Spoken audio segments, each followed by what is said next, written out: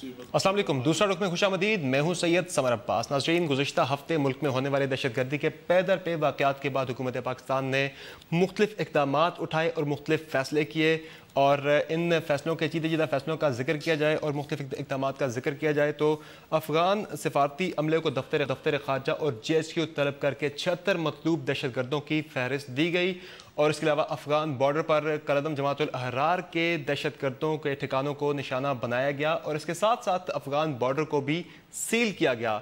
और आज फ़ौजी दातों से मुतल्लिक, फ़ौजी दातों के दोबारा क़याम से मुतल्लिक भी इत्तफ़ाक़ राय पैदा करने के लिए कोशिशें तेज़ कर दी गई हैं, और आज पंजाब में दहशत गर्दी के ख़ात्मे के लिए रेंजर्स को इख्तियारात देने से मुतल्लिक भी फ़ैसला हुआ है। क्या ये फ़ैसले कितने अहम होंगे दहशत गर्दी के ख़ात्मे के लिए, और मज़ीद क्या इक़दामात उठाए जा सकते हैं दहशत गर्दी की हालिया लहर पर काबू पाने के लिए, इसी पर बात करने के लिए आज इस्लामाबाद स्टूडियो में हमें ज्वाइन करें lieutenant general retired Amjad Shoaib साहब, दिफाई तज्ज़िया निगार हैं। उनके साथ तशरीफ़ फरमा है आमिर राना साहब, सिक्योरिटी एनालिस्ट हैं, और उनके साथ तशरीफ़ फरमा है अयाज वज़ीर साहब, साबिक़ सफ़ीर भी हैं अफ़गानिस्तान में और तज्ज़ियाकार भी हैं। जबकि लाहौर स्टूडियो से हमें ज्वाइन कर रहे हैं मलिक मोहम्मद अहमद खान साहब, तर्जुमान हैं पंजाब हुकूमत से। उनसे जानते हैं आज क्या फ़ैसले हुए सूबाई एपेक्स कमेटी के इजलास में बिलखुसूस रेंजर्स के इख्तियारात से मुतल्लिक। बहुत शुक्रिया मलिक मोहम्मद अहमद खान साहब हमें शो में ज्वाइन करने के लिए। ये बताएगा कि जो फैसले हुआ है आज रेंजर्स की खिदमत हासिल करने से मुतल्लिक, किस तरह के इख्तियारात होंगे रेंजर्स को और इसकी मुद्दत क्या होगी? देखें समर, ये जो इख्तियार रेंजर को देने का फैसला किया गया है, इसमें स्ट्रेटेजिकली तो ये डिसाइड कर लिया गया। अब इसकी कुछ टेक्निकल डिटेल्स हैं जो कॉन्सिक्वेंट मीटिंग्स में, जो कि with in next 2 to 3 days वो सारी डिटेल्स तय कर ली जाएंगी। रेंजर्स को काफ़ी हद तक ऑपरेशनल एटोनमी दी जाएगी, और इसके अंदर जो हैं वो जॉइंट ऑपरेशंस पे ज़्यादा फोकस किया जाएगा। इंटेलिजेंस बेस्ड ऑपरेशंस होंगे, और जो भी इंफॉर्मेशन टिप होगी उसके मुताबिक रेंजर्स की और CTD की जॉइंट ऑपरेशंस के अंदर इनको पूरा इख्तियार दिया जाएगा जी। और लीड कौन करेगा ऑपरेशंस को मलिक साहब? देखिए, इसकी जो डिसीजन मेकिंग बॉडी है वो एक इंटरप्रेंशियल इंटेलिजेंस कमेटी पहले कॉन्स्टिट्यूट की गई है, और जो एपेक्स कमेटी है उसके अंदर इसके फैसले किए जाएंगे। जो टेक्निकल डिटेल्स के अंदर ये डिसाइड कर लिया जाएगा, और जहाँ पर भी जो डिप्लॉयमेंट की जाएगी उसकी डिसीजन एपेक्स कमेटी देगी। और इसमें 3 बातों का डिसीजन है। चीफ मिनिस्टर की रिजॉल्व आज बड़ी क्लियर थी टू स्टार्ट ऑफ विद कि वो देखें, पिछले कुछ दिनों में ये बात मुझे कहने में कोई आर नहीं, बेशक आपका सवाल जो है उसके साथ ये मुतल्लिका नहीं, लेकिन I will just take a brief second to explain it. कि आपने देखा कि कितना क्विक रिस्पांस था, जिस जगह पर ज़रूरत हुई इनके नेटवर्क को तोड़ने में CTD की क्या इफेक्टिवनेस थी, और जो रेंजर्स की डिप्लॉयमेंट है वहाँ पर कोई स्टबननेस नहीं शो की गई। जहाँ पर ज़रूरत महसूस की गई एज एंड इफ़ रिक्वायर्ड के हिसाब से, जैसे एक उसकी नीड थी उसके मुताबिक ये डिसीजन दे दिया गया, और रेंजर की डिप्लॉयमेंट के खातिर ख्वार नताइज निकलेंगे इंशाल्लाह जी। इसके अलावा मलिक साहब ये बताएगा कि दायरा इख्तियार की बात की जाए तो सिंध की तरह के इख्तियारात होंगे, चूँकि सिंध में रेंजर्स ने जो है ना सिर्फ दहशत गर्दी बल्कि टेरर फाइनेंसिंग से मुतल्लिक भी जो कार्रवाइयाँ थी वो भी की हैं, और जिस तरह आपने देखा बिल्डिंग कंट्रोल अथॉरिटी के दफ्तर पर छापा और दीगर इकदाम उठाए गए, तो यहाँ पर भी क्या फुल फ्लैज उन्हें इख्तियारात दिए जाएंगे या महदूद इख्तियारात होंगे, जिस तरह आपने बात की कि एक दो रोज़ में ये बातें तय हो जाएंगी? बड़ा पर्टिनेंट सवाल है। मैं इसमें आपको ये डिटेल दे दूँ कि एपेक्स कमेटी के अंदर आज ये फैसला किया गया है कि प्रोस्क्राइब्ड ऑर्गेनाइजेशंस की जो भी फंडिंग सोर्सेज हैं उन सब का कलाकामा किया जाएगा, उनको तोड़ा जाएगा, उनके ऊपर सख्ती से आईनी हाथ के साथ उनसे निपटा जाएगा। और दूसरी डिटेल्स ये देखें, कराची के और लाहौर के जो बाकी क्राइम सिचुएशन है उसकी सिमिलैरिटी नहीं है, लेकिन फिर भी क्योंकि इस वक्त रेंजर्स को इख्तियारात दिए गए हैं तो उसकी हतमी शक्ल क्या बनती है इसका डिसीजन इन सब्सिक्वेंट मीटिंग हो जाएगा जी। और इसकी कोई मुद्दत होगी मलिक साहब या गैर मुअय्यना मुद्दत के लिए इनको दिए जा रहे हैं? फॉर 90 डेज, 90 दिन के लिए भी ये किया गया है, फिर देखते हैं कि आगे कैसे सिचुएशन रहती है जी। सूरत हाल डेवलप होने पे एक्सटेंड भी किया जा सकता है? बिल्कुल, if required it will be, क्योंकि गवर्नमेंट ऑफ पंजाब की तो बड़ी स्टेटेड पोजीशन रही है पहले से भी, और रेंजर्स पहले भी इनके साथ ऑन बोर्ड रही है, जॉइंट ऑपरेशंस होते रहे हैं as and when required. CM खुद भी अपनी प्रेस कॉन्फ्रेंस में बड़ा कैटेगरिकली कह चुके हैं, जैसे जरूरत होगी उसके मुताबिक आगे बात चलती रहेगी सर। शॉर्ट सा एक क्वेश्चन है फाइनल आपसे कि राना सनाउल्लाह साहब तो कहते रहे किसी ऑपरेशन की जरूरत नहीं है पंजाब में, तो आप कैसे जरूरत महसूस? देखिए, राणा साहब का नैरेटिव बड़ा क्लियर था। वो बेसिकली जो बात करते थे वो पॉलिटिकली करेक्ट थी। जो बात वो करते थे कि हमें अपने सिविल अदारों की कैपेसिटी इन्हांसमेंट की ज़रूरत है, इस पर वो जोर देते थे, लेकिन कभी भी उन्होंने रेंजर्स के ऑपरेशंस को डिनाई नहीं किया था। उनकी जो मौक़िफ़ थी और जो उनका ज़्यादा जोर था वो इस बात पर था कि हमारी जो सिविल एजेंसीज़ हैं उनकी कैपेसिटी और कैपेबिलिटी है। CTD ने इस لاہور بلاسٹ کے بعد یہ اپنی انویسٹیگیٹو سکلز کے ساتھ پروف کیا ہے، لیکن ہم سمجھتے ہیں کہ جتنی فورس کمپلیمنٹ ہو اور پنجاب حکومت کی اعانت کے لیے رینجرز ہے تو it would be a better on all notes, بہتر ہوگا یہ انشاءاللہ. ٹھیک ہے، بہت شکریہ. بولا ہمیں ایک بریک لینی ہے. ناظرین ایک بریک لیتے ہیں، بریک کے بعد یہیں سے گفتگو سلسلہ جاری رہے گا. اسٹے ود اس.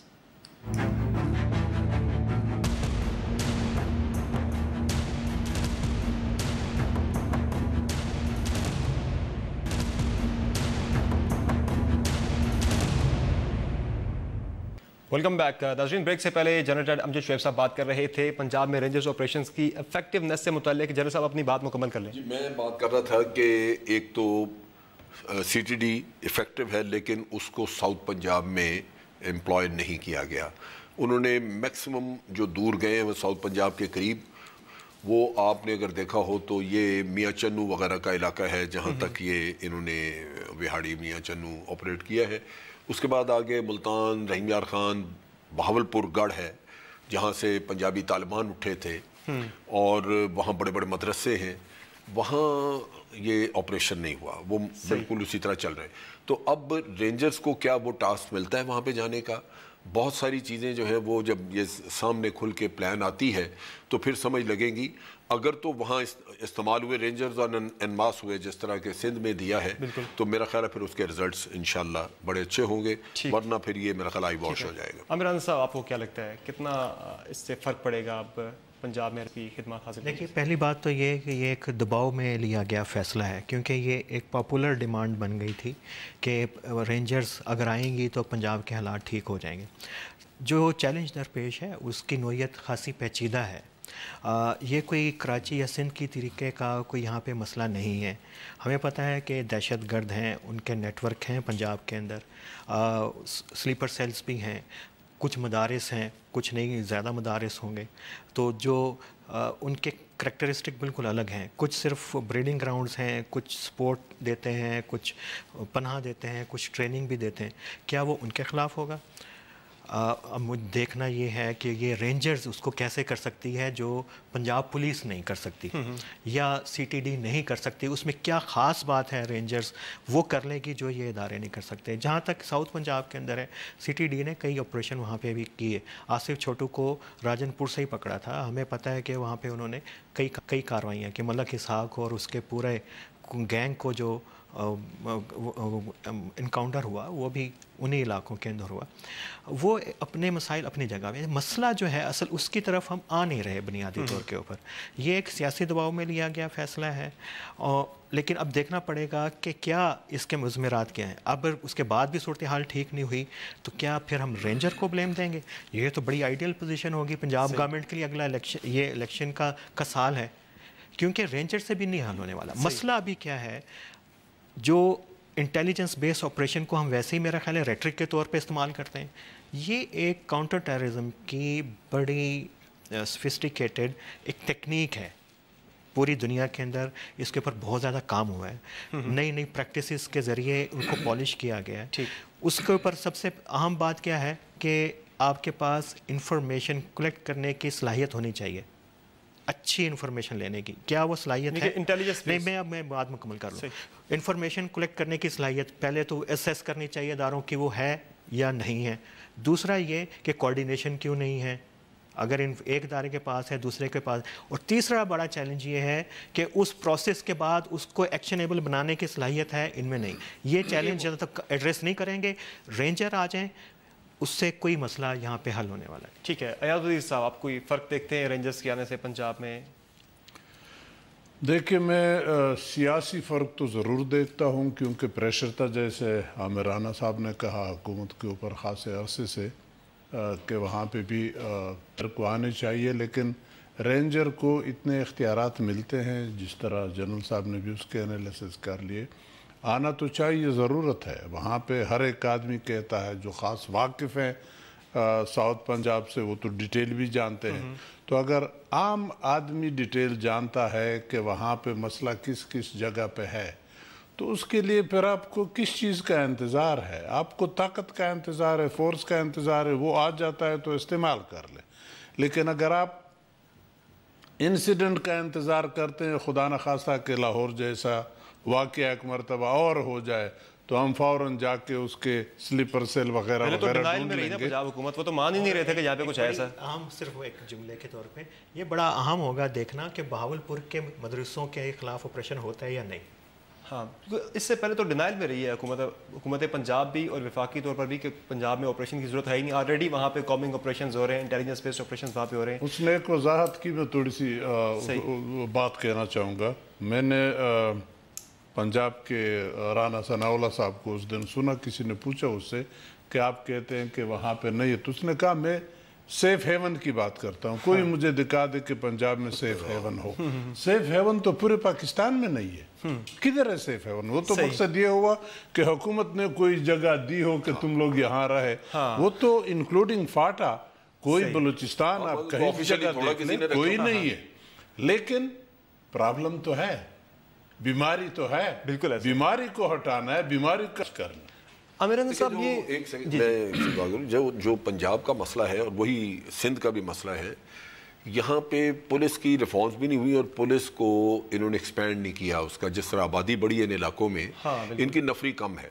और ख़ास तौर पे सिंध में तो मैंने खैर फिगर्स भी लेके देखे थे और उसमें मैंने महसूस किया कि आबादी डबल हुई, वो 1 करोड़ से 2 करोड़ 20 लाख के करीब पहुँच गई कराची की, और जो पुलिस थी वो 70,000 से 90,000 हुई। बिल्कुल अभी भी तो वो अब पंजाब में भी यही मसला है। रेंजर्स का एक फायदा तो ये होगा कि ये लाजमन नफरी आपके पास बढ़ेगी, लेकिन चूंकि ये जॉइंट ऑपरेशन की बात कर रहे हैं जो अभी मैंने सुना मलिक साहब से, उसमें लगता यह है कि पुलिस और रेंजर्स को ये मिक्स करेंगे।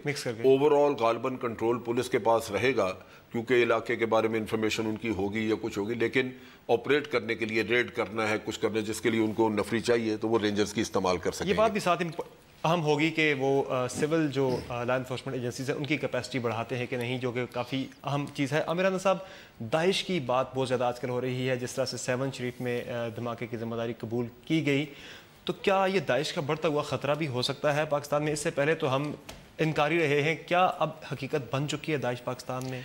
उससे पहले एक सिर्फ नोट कि कराची के अंदर रेंजर ने पुलिसिंग का किरदार लिया और अभी भी उसके पास है। उसकी एक बड़ी एक वजह है, पुलिसिंग का नहीं मिला ना, नहीं उसके बाद तकरीबन पुलिसिंग उसी के पास है। वो 90 से कराची के अंदर है, 90 से रेंजर्स कराची में है, तो उनकी अवेयरनेस पूरा एक इंस्टीट्यूशनल वहाँ पे उनकी कराची के अंदर है। लेकिन पंजाब के अंदर और रेंजर्स का काम भी नहीं है पुलिसिंग, और ना ही लीड रोल मुझे अभी भी कम अज़ कम मुझे तालिब इल्म की हैसियत से तो समझ नहीं आती कि क्या रेंजर्स करेंगे। हाँ, दाइश का ख़तरा है और प्राइम मिनिस्टर ने भी बोस्निया जाके कहा नहीं है। कभी हम कहते हैं है, कभी कहते हैं नहीं है, लेकिन अब आपको मानना पड़ेगा हो या ना हो। उसकी वजह यह है कि आप 3 आलमी इत्तेहादों का हिस्सा हैं दाइश के ख़िलाफ़। बिल्कुल ठीक, आप सऊदी अरब की क़यादत के अंदर जो एक इत्तेहाद है, आप माने ना माने उसका किसी ना किसी तरीके से आप हिस्सा हैं। वो कहते हैं कि ये दाइश के ख़िलाफ़ है, ठीक, और उसमें ये बात तय हुई है उनकी असेसमेंट्स के इस रीजन के अंदर भी है। दूसरा रशिया का और चाइना का जो, और ये तालिबान के साथ कह रहे हैं कि हम डिलीवर करेंगे, वो इत्तेहाद क्या है? वो दाइश के ख़िलाफ़ है। फिर आपको मानना पड़ेगा है या नहीं है। फिर अमेरिका के साथ आपने ताल्लुकात अच्छे रखना चाहते हैं, पाकिस्तान का डिप्लोमेटिक पोस्चर यही है, गवर्नमेंट की सिक्योरिटी इस्टेब्लिशमेंट की इंटेंशन ये नज़र आ रही है कि हमने अकोमोडेशन के साथ चलना है। तो तीनों चीज़ें हैं, अगर हो या है, नहीं है या नहीं है, मैं उसके ऊपर हम बाद में बात करेंगे। लेकिन अब आने वाले दिनों में हम देखेंगे कि पाकिस्तान जो है सफारती सतह के ऊपर आहिस्ता आहिस्ता मानने की तरफ जाएगा। लेकिन दाइश की जब बात की जाती है तो वो लोग जो कि पाकिस्तान से गए जिहाद के लिए, दाइश के प्लेटफॉर्म से शाम गए या इराक के, उनके बारे में भी दो तरह के, मैं दो तरह के हैं कि इत्तलात की बात करूं मैं कि वो दोबारा पाकिस्तान आके दाइश को दोबारा से समझ जो इसमें मसला है ना, वो समझने की बात यह है, जो तालिबान से निकल के ग्रो बना दाइश, हम उसको कहते हैं कि वो अफगानिस्तान में है, लेकिन है वो पाकिस्तानी, सो वो आ जा सकते हैं, आते हैं। वो रिक्रूटमेंट भी अभी यहीं से कर रहे हैं, हमारे बाजौड़ और मोहम्मद के इलाके से, जो अपने आप को दाइश कह रहे हैं, वो भी यहाँ से कर रहे हैं। ये किसी भी वक्त इनके ऊपर अगर अफगान तालिबान की तरफ से प्रेशर आता है, जो रशिया करना चाहता है या कुछ, ये सारे भागे इधर आएंगे। उसके अलावा वो लोग अलग हैं जो डायरेक्ट गए हुए हैं वहाँ पे सीरिया वगैरह में, वो कुछ लोग हैं, उनका आप कहते थे कि जी वो चूंकि हमने आइडेंटिफाई कर लिए या उनमें से बाज़ का सेल बस्ट कर दिया, इसलिए हम कहते हैं कि जी यहाँ पे दाइश का कोई ایز سچ آرگنائز اسٹرکچر نہیں ہے، لیکن آرگنائز اسٹرکچر بننے میں دیر نہیں لگے گی کیونکہ افغانستان میں آرگنائز اسٹرکچر ہے، اور یہ سارے لوگ کسی بھی وقت جمع ہوئے افغانستان میں جمع ہو جائیں تب بھی آپریٹ پاکستان میں کریں گے. بالکل یہی میں بات کر رہا تھا کہ اب ہم ماننے کی طرف آئیں گے جنرل صاحب. بالکل. اب جو لیکن جو لوگ ہیں ادھر اس میں بڑی کمپلیکس ہے، اس میں ضروری نہیں ہے کہ جو سارے واپس آئیں. دو طرح کی ہجرا ہوئی ہے کیونکہ انہوں نے اوبلیگیشن سمجھی ریلیجیس. ایک تھی وہ فیملیز گئی ہیں وہ لڑنے کے لیے نہیں گئی تھیں، ہو سکتا ہے کہ ان کے کوئی بچے وہ انسپائر ہو کے آئیں اور واپس آئیں گے تو ان کی ایک اور نوعیت ہوگی. لیکن یورپ میں جو گئے ہیں وہ سارے کے سارے جو ہیں ریڈیکل نہیں تھے، بعض جو ہے وہ داعش کے خلاف بھی ہوئے. ایک وہ بھی گئے ہیں یہاں پہ، یاد رکھیں، جو داعش کے خلاف لڑنے کے لیے ہمیں ان کی تعداد زیادہ ہے. ہمیں ایک بریک لینی یہاں پہ ناظرین، ایک بریک لیتے ہیں. بریک کے بعد افغانستان کے بارڈر پر جو پاکستان نے کارروائیاں کی ہیں اور افغانستان کے ساتھ جو معاملات چل رہے ہیں یہ کس نہج پر جائیں گے، بات ہوگی بریک کے بعد.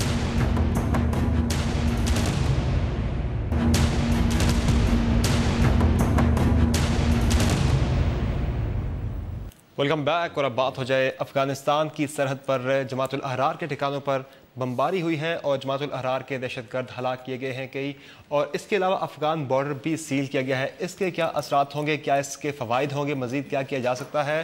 ریاض وزیر صاحب، افغان سرحد پر جو کارروائی ہوئی ہے جماعت الاحرار کے ٹھکانوں پر، سرحد کے اس پر ہوئی یقیناً کارروائی، ٹھکانے موجود تھے 100 200 300 میٹر کے حدود کے اندر.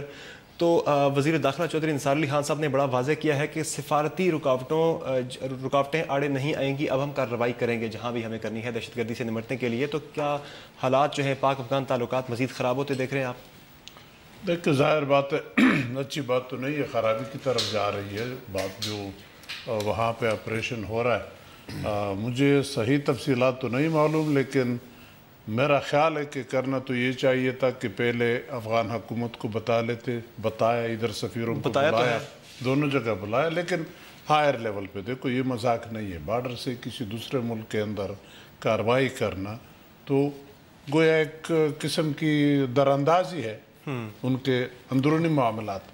آپ کے 100 مرتبہ ریزرویشن ہو، ایک غلط پریسیڈنس اسٹیبلش ہو رہا ہے، کل پھر دوسرا ملک اسی کو کوٹ کر کے خدا نخواستہ اگر آپ کے ملک میں اس طرح کارروائی کرے تو کیا کرو گے؟ اس سے بھارت نے ڈرامہ کیا تھا، ایک جھوٹا کلیم کیا تھا، لیکن بھارت فائرنگ تو روز ہوتی ہے، وہ تو روزانہ ہوتی ہے، لیکن یہ ایک نیا محاذ ہمارا کھل جائے گا. یہاں بھی پہلے کرتے رہے.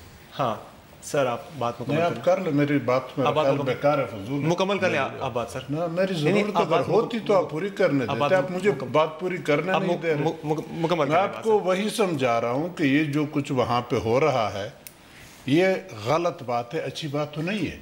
اس سے تعلقات اچھائی کی طرف تو نہیں جا رہے ہیں، بگاڑ کی طرف جا رہے ہیں. اس کا اگر حکومت نے کیا ہو تو بڑی اچھی بات ہوگی.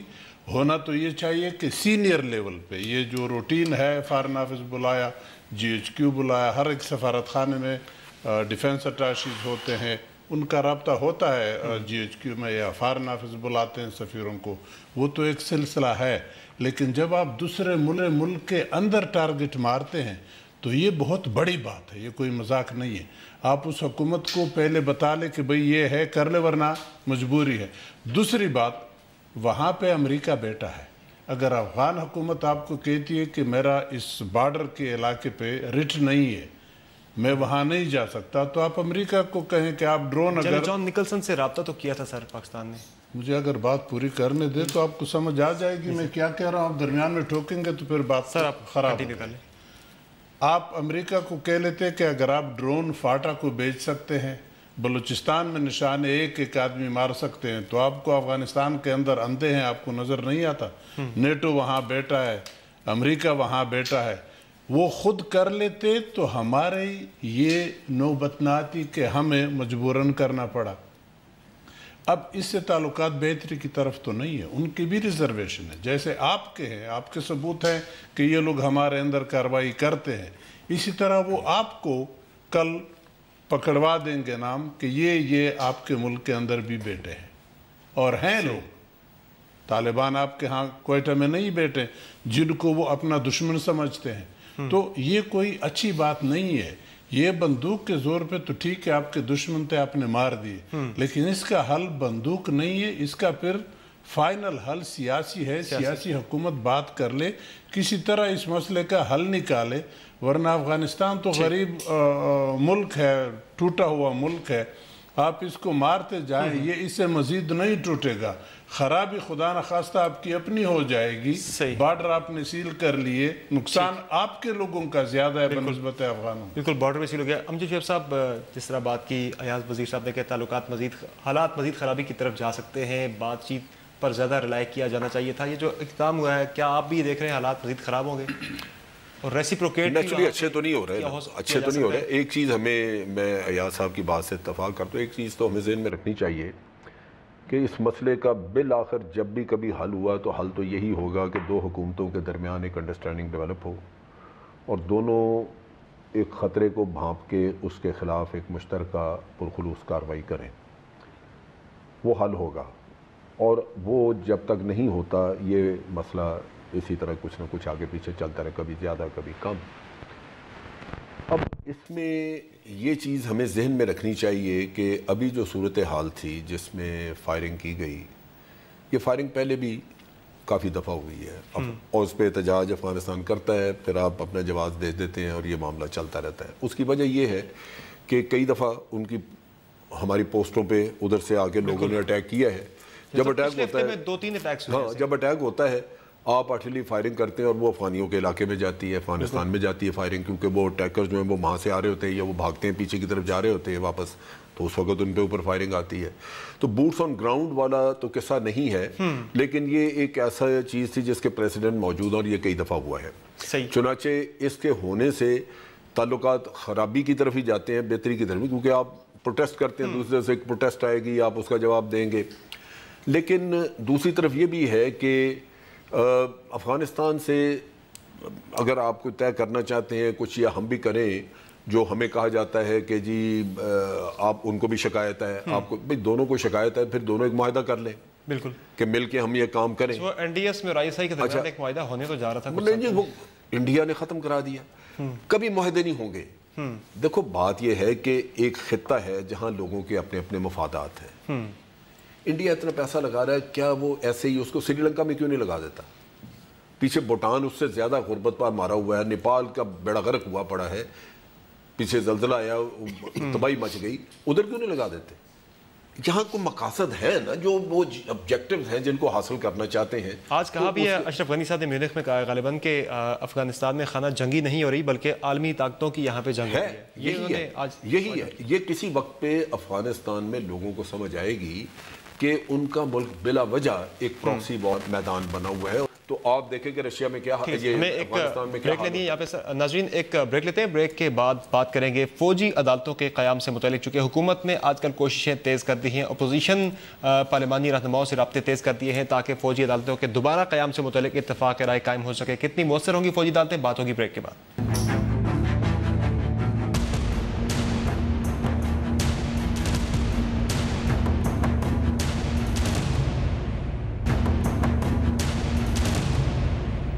Welcome back. دہشت گردی پر قابو پانے کے لیے حکومت نے ایک مرتبہ پھر فوجی عدالتوں کے قیام میں توسیع کے لیے، فوجی عدالتوں کے دوبارہ قیام کے لیے اتفاق رائے قائم کرنے کے لیے سیاسی جماعتوں سے رابطے تیز کر دیے ہیں۔ عامر رضا صاحب، کتنا افیکٹو ہوں گی فوجی عدالتوں کا دوبارہ قیام؟ قائم تو ہو تو جائیں گی، لگتا تو یہ اگلے ہفتے دوبارہ سے اتفاق رائے ہو جائے گا، لیکن کتنا مؤثر ہوں گی موجودہ حالات میں فوجی عدالتوں کا دوبارہ قیام؟ دیکھیے اس کے اوپر بڑی ڈبیٹ ہوئی ہے کہ کیا فوجی عدالتوں سے جو ڈیٹرنس کا ایلیمنٹ تھا وہ بنا دہشت گردی کے خلاف۔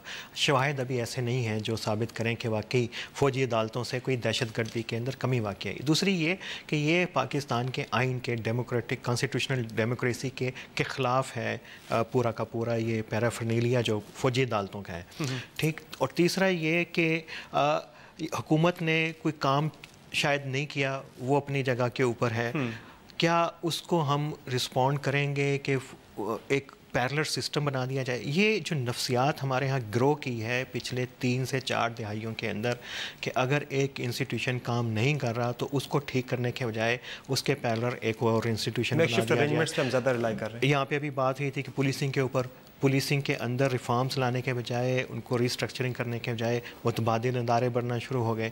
کوئی چیز نہیں ہوتی, آپ کہتے ہیں یہ والا ایک بنا دیں.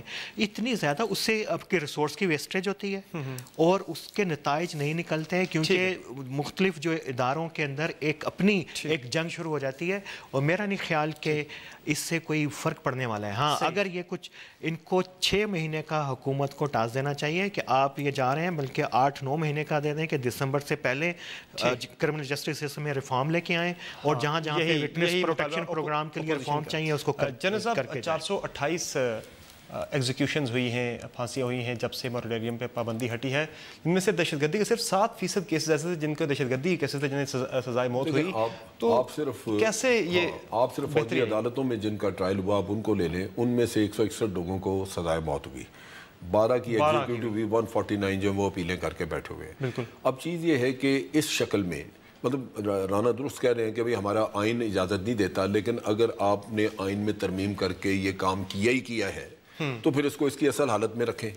اگر آپ اصل حالت میں نہیں رکھ سکتے تو پھر بہتر ہے کہ آپ سول عدالتوں میں جائیں, اور الٹیمیٹلی آپ کا سسٹم چونکہ سول ہی ہے, آپ ہمیشہ کے لیے تو یہ نہیں رکھ سکتے, تو ادھر ریفارمز کرنی چاہیے. وزیر صاحب, یہ تو اقدامات تھے جو کہ حکومت نے اٹھائے, ہم نے ڈسکس کیے. مزید کیا اقدامات آپ سمجھتے ہیں جو کہ حکومت کو ابھی فوری طور پہ اٹھائے جانے چاہیے دہشت گردی کی حالیہ لہر پر قابو پانے کے لیے اور دیر پا بھی ملک میں قیام امن کے لیے؟ دیکھیے, میں تو چھوٹی سی بات کروں گا کہ قوانین آلریڈی موجود ہیں. ہماری پرابلم یہ ہے کہ جس قانون پہ ہم عمل نہیں کر سکتے یا نہیں کرانا چاہتے تو اس کے لیے پھر ترکیب ڈھونڈتے ہیں, کمیٹیاں بناتے ہیں, فوجی عدالتیں بناتے ہیں. عدالتیں ہیں, قوانین ہیں, ان کے اوپر عمل کروا لیجئے گا, کسی اور قانون کی ضرورت نہیں ہے. لیکن جب آپ نہیں کریں گے تو پھر اس طرح دائرے آپ بنواتے جائیں گے اور یہ بڑھتے جائیں گے اور یہ مسئلہ آپ سے کنٹرول نہیں ہوگا. یہ سکویئرلی یہی بتاتا ہے کہ انیفیشنسی ہے. اگر کام صحیح ہر ایک ادارہ, ہر ایک آدمی ذمہ واری کی جگہ پہ جو بیٹھے وہ ٹائم پہ کر لے تو یہ مسئلہ ہوگا ہی نہیں. اگر ہو بھی تو ٹیکل کیا جا سکتا ہے. دیکھیں, حکومت کے پاس بہت سارے ادارے ہوتے ہیں, بہت ساری مشینری ہوتی ہے. حکومت کے ساتھ کوئی بھی ایک گروہ ٹکر نہیں لے سکتا. ٹکر تب لے گا جب وہ حکومت میں انیفیشنسی, کمزوریاں, لوپ ہولز دیکھتے ہیں, پھر انہی کے ذریعے وہ حملے کرتے ہیں, مارتے ہیں. اگر اچھی کوارڈینیشن ہو, دیکھو فوج آپ کی آخری ریزارٹ ہے, آخری طاقت ہے. جب خدا نخواستہ فوج عدالت سے بھی یہ کام نہ ہو سکے پھر کیا کرو؟ وہاں تک جاؤ مت.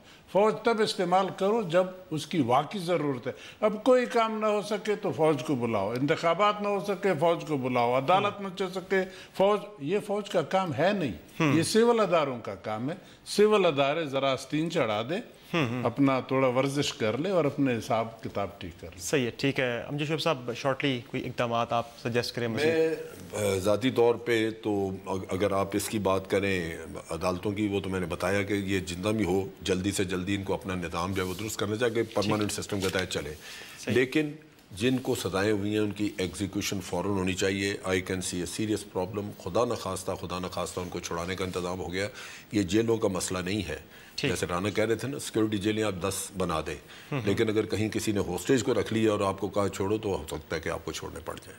ٹھیک ہے رانا صاحب, بہتر یہ ہے ایک جملے کے اندر کہ اب وزیر اعظم کو فارم منسٹری چھوڑ کے ایک فارم منسٹر رکھنا چاہیے اور انٹیریئر منسٹری اپنے قبضے میں لانی چاہیے اور ایک سیکیورٹی ایمرجنسی نافذ کرنی چاہیے. اور یہ ایک جنگ ہے اور اس کی قیادت کرنی پڑے گی انہیں, اس کے بغیر مسئلہ حل نہیں ہوگا.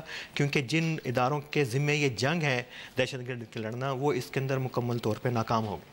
ہم آہنگی کی بات بھی کی جائے تو جب نیشنل ایکشن پلان جب بنا اور اس وقت تمام سول اداروں میں اور ملٹری میں اور تمام صوبائی حکومتوں میں, تمام سیاسی جماعتوں میں اتفاق رائے تھا. وہ 20 میں سے ایک نقطہ ہے. 19 وہ ہیں جن کے اوپر آپ نے عمل کرنا ہے, توجہ ادھر دیں زیادہ. یہ تو ایک نقطہ ہے. اور اس میں فاٹا ریفارمز کا معاملہ بھی تھا, رکی پڑی ہیں. اور میں اگلے دن ڈسکس کیا نا آپ سے, اس دن کے بعد سے ہم کنوینس میں ہم سب کو کہہ رہے ہیں کہ جی آپ بے شک 5 سال لیں لیکن ان کا صوبہ الگ بنائیں. ایاز جی صاحب, الگ صوبہ بننا چاہیے یا جس چیز میں فاٹا کے لوگوں کا زیادہ فائدہ ہو وہ کرنا چاہیے. اب آپ خود انصاف کر لیں, آپ ایجوکیٹڈ آدمی ہیں, میں آپ کو نہیں پڑھا سکتا کہ آپ کا فائدہ صوبے میں زیادہ ہے یا آپ کسی کے دوسرے کے ساتھ شامل ہونے میں زیادہ فائدہ ہے. ये इलाका 70 साल से महरूमियत का शिकार है, जंगों गुलामों जैसी ज़िंदगी गुजार रहे हैं। अपनी हुकूमत में उनकी कोई आवाज़ न सुनी जाती है न उसमें शामिल है। तो अब वक्त आ गया, उसको आप मेन स्ट्रीम में लाते हैं तो उनको हुकूमत दे दे कि वो अपने आप को डेवलप कर ले। आपने 70 साल में डेवलप नहीं किया, अब कहते हैं केपी के अंदर ले आओ कि वो आपको डेवलप कर ले। उनको क्या भला हुई है, वो खुद अपने आप को डेवलप नहीं कर सकते। यानी कि अलग सूबा बनना चाहिए, होना चाहिए। बिल्कुल ठीक है, बहुत शुक्रिया आप तमाम मौजूद मेहमान को हमें शो में ज्वाइन करके। नाजरीन, आज के शो में इतना ही। हमें अपना फीडबैक जरूर दीजिएगा। हमारा ट्विटर हैंडल है @SamarAbbas। आपसे मुलाकात होगी आइंदा हफ्ते, तब तक के लिए इजाज़त दीजिए। अल्लाह हाफिज़।